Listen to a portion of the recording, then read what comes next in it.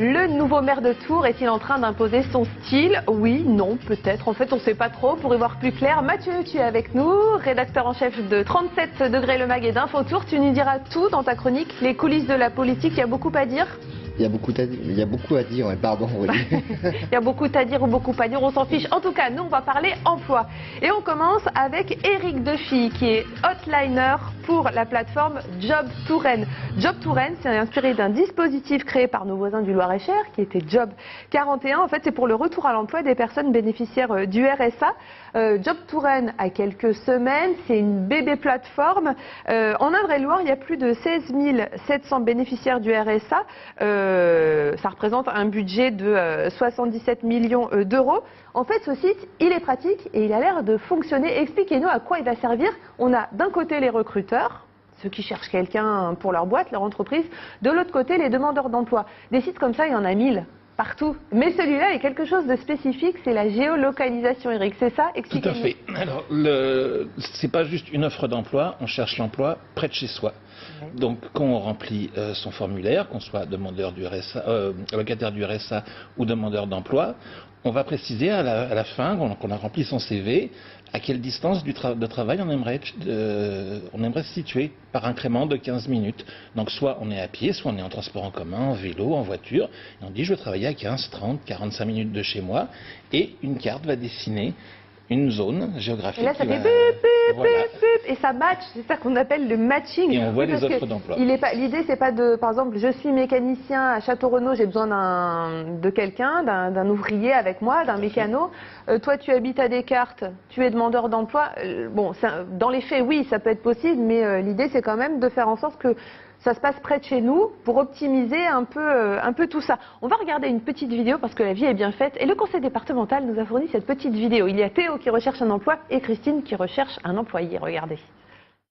En quelques clics, Théo a pu créer son profil, réaliser plusieurs CV pour s'adapter aux différents postes proposés et même sélectionner ses critères de préférence. Le site lui a alors proposé des offres fiables et pertinentes tout près de chez lui. Pour Christine, c'est un outil très pratique pour recruter la perle rare. Après avoir publié son annonce en quelques minutes et renseigné ses critères de sélection, Job Touraine lui a proposé les profils de candidats adaptés dans son secteur.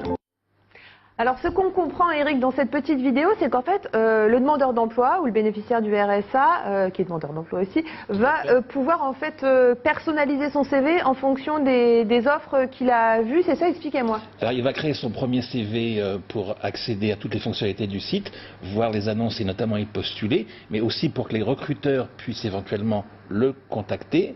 Et ensuite, en fonction des offres d'emploi auxquelles il va souhaiter postuler, il peut faire 5 versions supplémentaires de son CV et en télécharger même au format PDF son CV qu'il aura fait avec son conseiller ou son assistante sociale. Alors, je me trompe peut-être, mais j'ai l'impression qu'en fait, on a directement les numéros des uns et des autres. C'est-à-dire qu'il n'y a pas de plateforme qui donne les numéros. Il y a directement un chat ou un contrat direct. Il n'y a pas d'intermédiaire.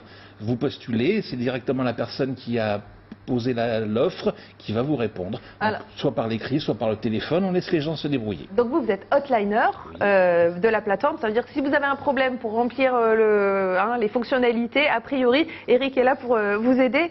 La hotline c'est 02 47 31 45 50. Est-ce que le site est gratuit ou finalement, voilà, plus on poste de CV, plus c'est... Comment ça se passe? Alors le site est complètement gratuit, c'est la volonté du conseil départemental, c'est un outil de plus. Tous les gens qui nous ont appelés au début, il y a eu 2 phases d'inscription. Dans un premier temps, les bénéficiaires du RSA, ensuite les demandeurs d'emploi classiques. Et leur interrogation, c'est qu'est-ce que ça va m'apporter? Ils ont tous compris, voilà, la géolocalisation, cette possibilité d'un emploi près de chez toi, que ce soit un mi-temps, un tiers-temps, une mission d'intérim, c'est ça qui fait la différence. Alors on le disait, c'était sur la base du... Oui, Mathieu? Ce qui est intéressant aussi sur le site, faut le dire, c'est que c'est pas toujours facile de remplir un CV. On sait qu'il y a aussi une fracture numérique, c'est pas évident. Tout le monde ne maîtrise pas l'outil. Il y a des cases prédéfinies et précochées en fait, où on peut construire son CV petit à petit. Et ça, je trouve que c'est. On y va pas à pas. Et puis on a la hotline aussi quand même. Voilà. Et en plus de la géolocalisation et de la hotline, je trouve que cet outil-là est vraiment pertinent. L'outil est très très intuitif. On a pensé aux gens pour qui l'informatique était encore un Everest qu'il fallait gravir. Et on le voit notamment parce que les hotliners, nous, on est amenés à animer des ateliers pour pour aider les gens. Et on voit qu'effectivement, la fracture numérique existe encore en France et que créer un CV, c'est des fois, c'est une crainte. C'est le bout du monde, ça peut être le bout du monde. En tout cas, dans le 41, on vous le disait, ils ont fait ça il y a à peu près un an. 1 million d'euros d'économies dans le panier RSA du conseil départemental et 200 retours à l'emploi. Alors on parle à peu près de contrats de plus de 6 mois. Est-ce que ça fonctionne en Touraine? Vous avez 30 secondes pour nous le dire. Alors on n'a pas encore les premiers chiffres, on a 3500 inscrits, un petit millier de BRSA et 2500 demandeurs d'emploi, plus de 200 négociations en cours et des mails très touchants de gens, des particuliers qui nous écrivent. Je me souviens d'un monsieur, un lundi avec mon collègue, on l'aide à faire son CV en ligne et le mercredi nous avons un petit mail de 2 lignes très touchant. Merci pour le coup de main, j'embauche demain chez une société, merci à vous. Bon alors faites comme ce monsieur, appelez Eric ou allez sur le site internet qu'Eric va nous redonner, c'est c'est jobtouren.fr tout simplement. Jobtouren.fr, c'est plus pratique. Allez, maintenant on va parler politique, on part dans les coulisses de la politique. Il y a eu de l'actu ces dernières semaines. Oh la vache, j'ai presque envie de te dire Mathieu, le nouveau maire de Tours, c'est Christophe Boucher, ça c'est pas une actu, c'est acté. La question c'est est-ce qu'il est en train d'imposer sa touche personnelle? On a un changement de personne, donc forcément un changement d'orientation, de style. Comment ça marche? Changement de style déjà parce que c'est pas du tout la même personnalité que Serge Babary, le précédent maire. Il est plus jeune, il vient du milieu du journalisme, de la communication, du marketing, donc il a une maîtrise des outils qu'avait peut-être moins Serge Babary, donc tout de suite ça change la forme. Alors après, qu'est-ce qui a vraiment changé? Il y a eu le premier conseil municipal, c'était il y a quelques jours, à l'heure où on enregistre cette émission. Est-ce que vraiment le premier conseil municipal auquel tu as assisté en tant que journaliste, ça a changé? Il y a eu un changement sur la forme. Pierre Commandeur, élu d'opposition, l'a d'ailleurs noté en conseil municipal en parlant d'une ambiance un peu plus apaisée. Ouais. Christophe Boucher écoute l'opposition, il répond aux questions, il promet également de les intégrer dans certaines commissions, dans certains groupes de travail. Donc tout ça, ça se met en place, mais en tout cas, voilà, il y a une maîtrise de la communication. On sait qu'aussi sa femme est une communicante, ancienne journaliste également, elle travaille à la communication de la région, un couple de communicants. Un couple de communicants, et Christophe Boucher faisait partie de ceux qui jugeaient la communication de la ville de Tours jusqu'à présent comme plutôt mauvaise, négative. C'est-à-dire il a changé l'équipe ou pas de communication? L'équipe reste en place, par contre, il met en place des outils de travail, il restructure un petit peu les services actuellement, donc tout ça, il faut que ça se mette en place. Il est maire depuis un mois, il a également tous les dossiers à reprendre en main, donc voilà, il y a beaucoup de choses qui vont prendre un peu de temps. Bon, les dossiers qui piquent un peu les doigts, les espèces de boulets, les dossiers boulets, ça commence par quoi? Je crois qu'il y a le premier boulet, c'est un gros, c'est le haut de la rue nationale qui n'en finit pas de ne pas démarrer, malheureusement. Alors, on peut rappeler quand même, on a voilà, un petit topo sur le haut de la rue nationale, c'est un dossier un peu brûlant. On appelle ça les portes de Loire. En fait, l'idée, c'est 2 hôtels Hilton de 3 et 4 étoiles, 160 et 170 chambres avec des mètres et des mètres carrés de commerce, le CCCOD, pardon, juste à côté. Enfin voilà, cette espèce d'entrée de ville un peu super moderne. Et les grues, mais elles sont où, Mathieu? Les grues, on les attend. Alors tous les jours, moi je passe devant, désespérément, il n'y a pas de grues. Alors Christophe Boucher est revenu dessus. Elles arrivent en septembre, les grues. Alors elles devaient arriver il y a un an, en septembre l'an dernier déjà. Ah oui, d'accord. Voilà, donc on a un petit peu de retard, puis en mars, puis en septembre 2017. Mais pourquoi ça n'avance pas? Qu'est-ce qu'il va faire avec ce dossier? Pas. Alors jusqu'à présent, la ville de Tours et la CET, donc la société qui est chargée pour la ville de construire le projet, se taisait. Ouais. Christophe Boucher a parlé en conseil municipal lundi, suite aux questions de l'opposition. Il a enfin voulu répondre aux questions Il a répondu, voilà, exactement, en disant qu'il y avait des recours en cours qui bloquaient le chantier.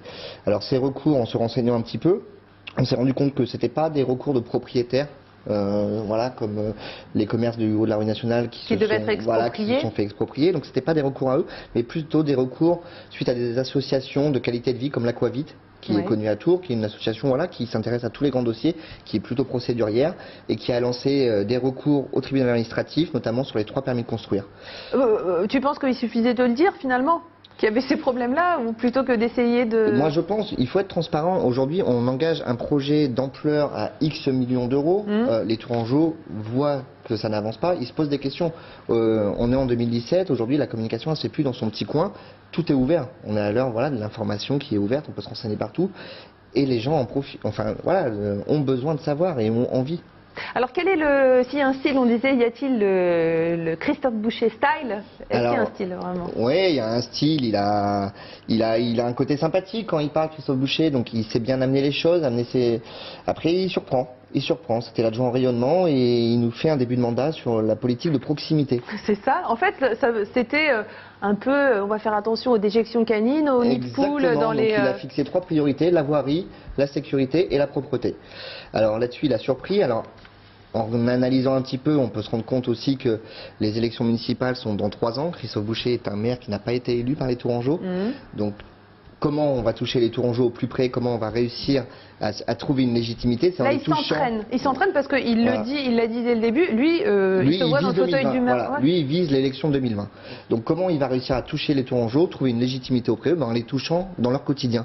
Un nid de poule devant chez soi qui est réparé, tout de suite, c'est une action concrète. D'accord. Mais alors, avec les journalistes, donc tu parlais de transparence, etc. En même temps, pour le moment, il n'y a pas eu encore de questions, j'allais dire, gênantes. Il y a eu la question sur sa déclaration d'intérêt, qui est donc chaque élu est obligé de faire une déclaration d'intérêt sur son patrimoine pour voir s'il n'y a pas de conflit d'intérêt. De dire qui il est, en fait, qui il est, ce qu'il a. Voilà, où il travaillait, etc.